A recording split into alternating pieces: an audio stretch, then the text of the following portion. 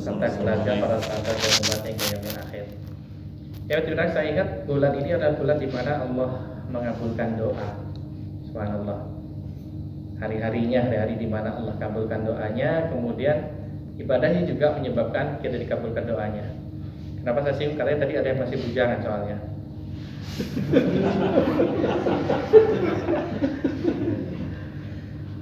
Yes, kalau bujangan salah gaul sama orang-orang IT, lontong tok isinya. Salah gaul katanya. Jadi kalau minta berjodoh ya bulan ini minta dengan serius, insyaallah. Amin. Ya Allah wis diaminkan semua, masyaallah. Kita tambah nih jadi. Oh, ada yang malah minta tambah katanya. Sekarang aja minta gak apa-apa.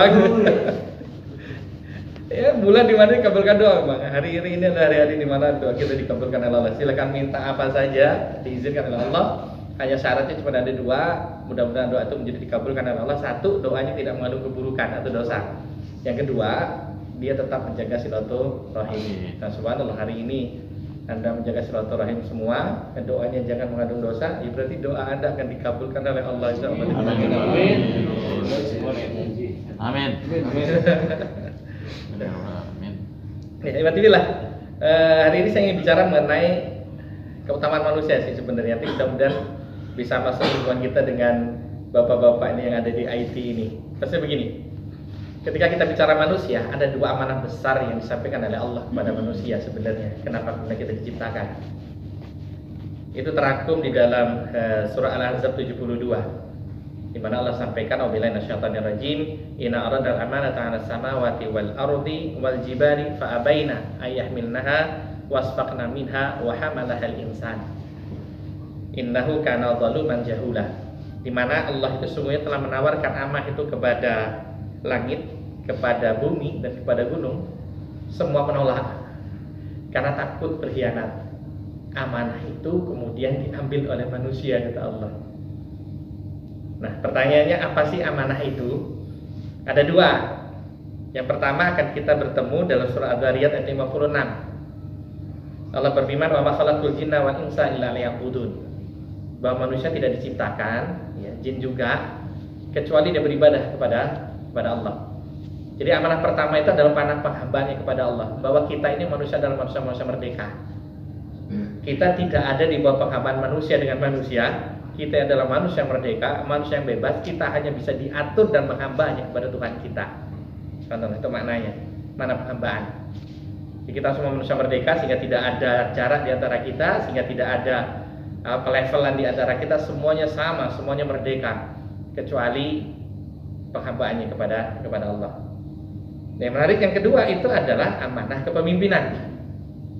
Wa qala rabbuka lil malaikati inni ja'ilun fil ardi khalifah. Surah Al-Baqarah ayat 30. Ingat ketika Allah berfirman kepada para malaikat, sungguh akan dijadikan di muka bumi ini pemimpin. Jadi kita diadakan adalah ada dua hal. Satu ada amanah penghambaan, satu adalah amanah kepemimpinan. Amanah ini berat, ya, karena memang langit, bumi, gunung nolak semua. Tapi di satu sisi inilah yang menyebabkan manusia itu menjadi mulia di hadapan Allah. Maka dia dimuliakan oleh Allah. Karena ada dua amanah itu, maka Allah kemudian memuliakannya dengan beberapa hal. Berarti saya jadi cepet-cepet ini 2013 ya.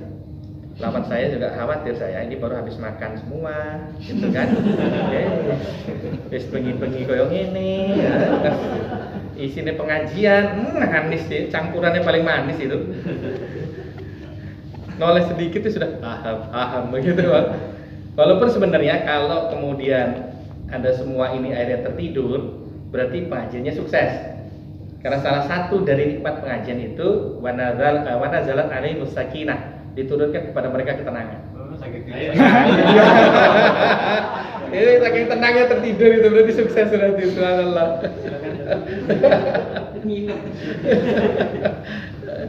Ada kamar kosong? Apa saja? Pertama, manusia dimuliakan karena memang ada dua amanah besar itu, maka Allah kemudian memuliakan manusia yang pertama itu dengan ditiupkannya ruh. Maka dia mulia. Dalam surah Al-Hijr ayat 28, Allah berfirman, ayat 28 dan 29, "Wa idh qala rabbuka lil malaikati inni khaliqum basyaran min salsalin min hama'im masnun." Ingatlah ketika Tuhanmu berfirman kepada para malaikat, sungguh aku akan menciptakan seorang manusia dari tanah liat, dari lumpur hitam yang diberi bentuk. Ya. Kemudian, fa idza sawaituhu wa nafakhtu fihi min ruhi faqa'u lahu sajidin. Dan ketika bentuknya telah sempurna, aku tiupkan ke dalam bentuk itu ruh ciptaanku, kata Allah. Baru kemudian Allah memerintahkan kepada malaikat dan iblis waktu itu, faqa'u lahu sajidin, maka sujudlah kalian kepadanya. Artinya begini, ternyata kita dimuliakan oleh Allah ya, ketika bentuk jadi belum diperintah sujud, tapi ketika ruh ditiupkan baru ada perintah sujud. Ya Allah muliakan kita karena ada manah yang besar itu, maka diberikan oleh Allah kepada kita ruh ini. Satu organ penting di dalam tubuh manusia itu ruh ini. Ini menyebabkan kemudian Allah memerintahkan kepada iblis dan malaikat kalau untuk sujud kepadanya. Waktu itu kita bicara Adam alaihissalam. Karena ruh ini, subhanallah. Ya. Ntar dulu. Sampai jam berapa menit? Kalau di tarawih biasanya dibatasi maksimal 15 menit katanya. Karena saya hilang 15 menit habis jamaah di depan. Terus ya habis sudah. Ya, saya percepat ya. Karena nanti tarawihnya kita lebih percepat lagi insyaallah. Paling mengerti. Kita percepat lagi gitu. Nah, yang kedua, dimuliakan dengan diberi keistimewaan oleh Allah. Di dalam surah Al-Isra ayat 70 Allah berfirman, "Walaqad karramna bani Adam wa hamalnahum fil barri wal bahr wa razaqnahum minat thayyibat wa faddalnahum ala katsirin mimman khalaqna tafdila." Allah berfirman, sungguh kami telah memuliakan anak cucu Adam dan kami layarkan mereka, kami angkut mereka di darat maupun di laut. Kemudian kami beri mereka rezeki yang baik, kami lebihkan mereka di atas kebanyakan ciptaan kami dengan kelebihan yang sempurna, kata Allah. Subhanallah. Jadi kita ini satu, karena amanah yang besar itu diberi kelebihan oleh Allah di atas makhluk-makhluk yang lain dengan kelebihan sempurna. Apa saja salah satunya akan kita temukan dalam surah As-Sajdah ayat 9. Summa sawwahu wa nafakha fi ruhi wa ja'ala lakumus sam'a wal absara wal afidah qalilan ma tashkurun. Kemudian kata Allah, kami menyempurnakan dan meniupkan ruh ciptaan kami. Saat itulah kemudian Allah jadikan pada manusia itu yang namanya pendengaran, penglihatan dan hati. Jadi ini satu potensi besar yang diberikan oleh Allah kepada manusia. Dia akan dilebihkan atas makhluk-makhluk yang lainnya. Maka diberi potensi oleh Allah berupa mata, pendengaran dan hati. Karena dari sinilah nanti mereka mampu survive sebenarnya. Inilah menyebabkan mereka nanti mulia di atas yang lainnya. Nah, yang terakhir saya katakan, bukan terakhir penutup ya, belum, maksudnya kenapa dia dimuliakan? Ya. Karena dia kepemimpin dan ibadah itu, maka ditundukkan alam ini kepadanya. Al-Baqarah 29. Huwallazi khalaqalakum ma fil ardi jami'an. Dialah yang telah menciptakan segala apa yang ada di bumi untukmu semuanya, kata Allah. Jadi tundukkan. Atau kemudian kita akan bertemu surah Al-Jasiyah ayat 12. Allahul ladzi sakhkhara lakumul bahra litajriyal fulku fihi bi amrihi walitabtagu min fadlihi wa la'allakum tashkurun. Allah berfirman, Allah lah yang menundukkan laut untukmu agar kapal-kapal dapat berlayar di atasnya dengan perintahnya dan agar kamu dapat mencari sebagian karunia dan agar kamu bersyukur. Ya. Atau di tempat lain, surah Al-Mulk 15, banyak ayat yang berbicara bahwa Allah tundukkan semua buat kita. Walladzi ja'ala lakumul arda dzalulan famshu fi manakibiha wa kulu min rizqihi wa ilaihin nusyur. Dialah yang menjadikan bumi itu jinak, mudah dijelajahi. Famshu fi manakibiha, maka pergilah ke setiap sudut dari bumi ini untuk mencari rezekinya Allah. Jadi Allah ditundukkan semua buat kita. Nah, persoalannya adalah, emang kemudian setelah ditundukkan kita emang langsung bisa pakai? Nggak mungkin kan? Laut itu memang ditundukkan, tapi jangan coba-coba ada jalan di laut, tenggelam Anda. Nggak bisa. Maka pakai perangkat yang diberikan oleh Allah ini. Anda mulia karena diberikan perangkat oleh Allah. Mata, pendengaran, hati, akal, semuanya adalah perangkat yang diberikan oleh Allah agar manusia itu memang benar-benar mulia. Satu sisi ruh itu akan menjadi dasar spiritual memang. Ruh kita rusak, habis kita. Gak bakal kita mampu survive. Gila kita gara-gara ruh itu. Sementara yang lainnya, itulah cara Allah untuk memuliakan karena ada amanah kepemimpinan. Kita ini yang diperintahkan oleh Allah untuk mengelola semuanya ini. Artinya apa? Ibadah rahmatullah, saya mengatakan begini. Kita mulia ternyata bukan semata-mata kemudian menjadi mulia, tapi ada sesuatu yang menyebabkan akhirnya Allah jadikan kita itu mulia. Salah satunya adalah diberinya semua kita perangkat sehingga alam itu tunduk kepada kita karena kita diberi kelebihan yang sempurna. Makanya kalau bicara seperti ini, kita akan kembali ibadah rahmatullah di mana perintah pertama di dalam Islam ketika Rasulullah Sallallahu Alaihi Wasallam menerima kitab yang pertama kali itu kan bukan perintah sholat, bukan perintah mentauhidkan Allah, bukan. Ingat Rasulullah itu nggak bisa baca dan tulis loh, tapi bukan orang bodoh. Baca dan tulis tidak berkorelasi secara utuh dengan orang bodoh atau cerdas, enggak. Rasulullah cerdas, tapi beliau nggak bisa baca tulis. Dari mana kita ketemukan ayat Quran? Waladzi ba'atsa fil ummiyina rasulan minhum, ya kan? Bil ummiyina, ummi itu orang yang bisa baca tulis. Coba kaumnya nggak bisa baca tulis.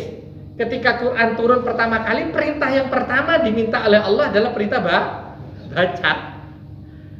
Iqra, jadi dipeluk begitu. Jawab Rasul, "Ma ana biqari." Lah, gimana aku baca? Nggak bisa baca, disuruh baca.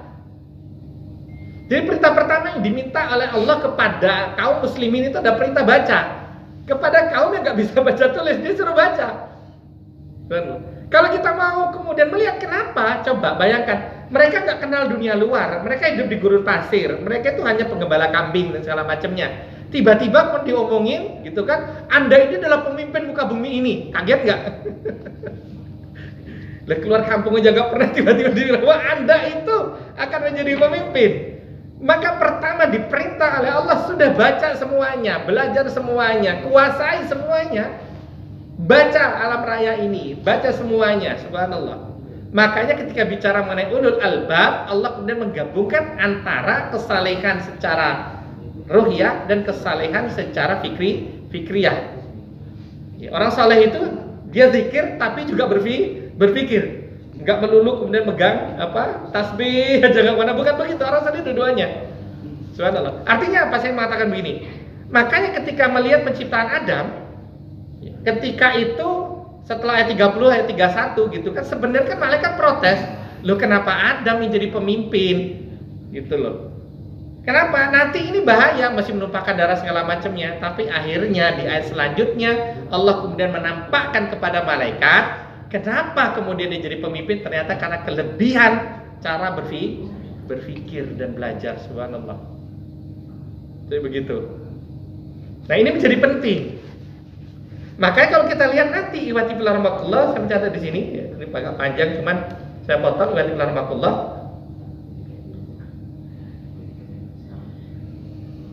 Surah Al-Mujadalah, ya kan, di potongan akhir dari ayat 11 itu, walladzina utul ilma darajat, ya kan begitu.